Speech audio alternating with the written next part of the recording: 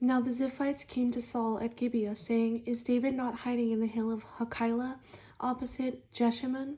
Then Saul arose and went down to the wilderness of Ziph, having 3,000 chosen men of Israel with him, to seek David in the wilderness of Ziph. And Saul encamped in the hill of Hachilah, which is opposite Jeshimon, by the road. But David stayed in the wilderness, and he saw that Saul came after him into the wilderness. David therefore sent out spies, and understood that Saul had indeed come. So David arose and came to the place where Saul had encamped, and David saw the place where Saul lay, and Abner the son of Ner, the commander of his army. Now Saul lay within the camp, with the people encamped all around him. Then David answered and said to Ahimelech the Hittite, and to Abishai the son of Zeruiah,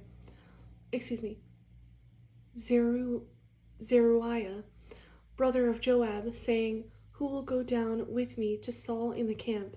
And Abishai said, I will go down with you. So David and Abishai came to the people by night, and there Saul lay sleeping within the camp, with his spear stuck in the ground by his head, and Abner and the people lay all around him. Then Abishai said to David, God has delivered your enemy into your hand this day. Now therefore, please, let me strike him at once with the spear, right to the earth, and I will not have to strike him a second time. But David said to Abishai, Do not destroy him, for who can stretch out his hand against the Lord's anointed and be guiltless? David said furthermore, As the Lord lives, the Lord shall strike him, or his day shall come to die, or he shall go out to battle and perish.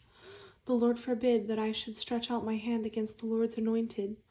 But please take now the spear and the jug of water that are by his head, and let us go. So David took the spear and the jug of water by Saul's head, and they got away.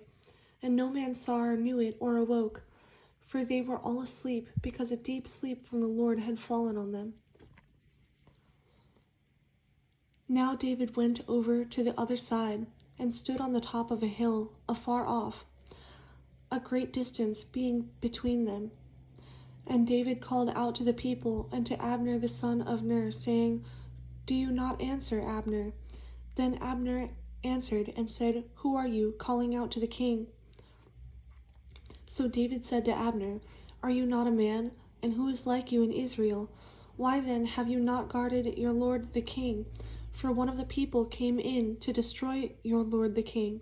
This thing that you have done is not good.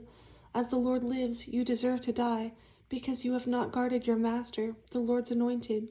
And now see where the king's spear is, and the jug of water that was by his head.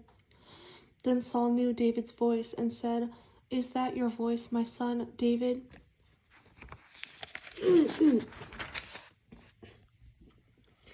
David said, It is my voice, my lord, O king. And he said, Why does my lord thus pursue his servant? For what have I done, or what evil is in my hand? Now therefore, please, let my lord the king hear the words of his servant. If the Lord has stirred you up against me, let him accept an offering.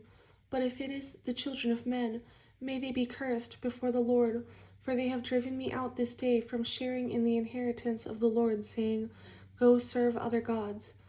So now do not let my blood fall to the earth before the face of the Lord. For the king of Israel has come out to seek a flea, as when one hunts a partridge in the mountains.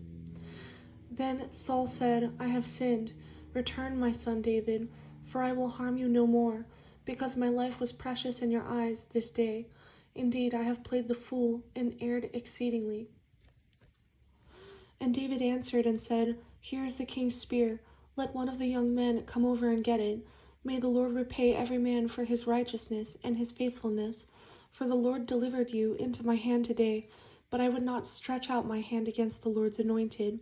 And indeed, as your life was valued much this day in my eyes, so let my life be valued much in the eyes of the Lord, and let him deliver me out of all tribulation. Then Saul said to David, May you be blessed, my son David. You shall both do great things, and also still prevail. So David went on his way, and Saul returned to his place.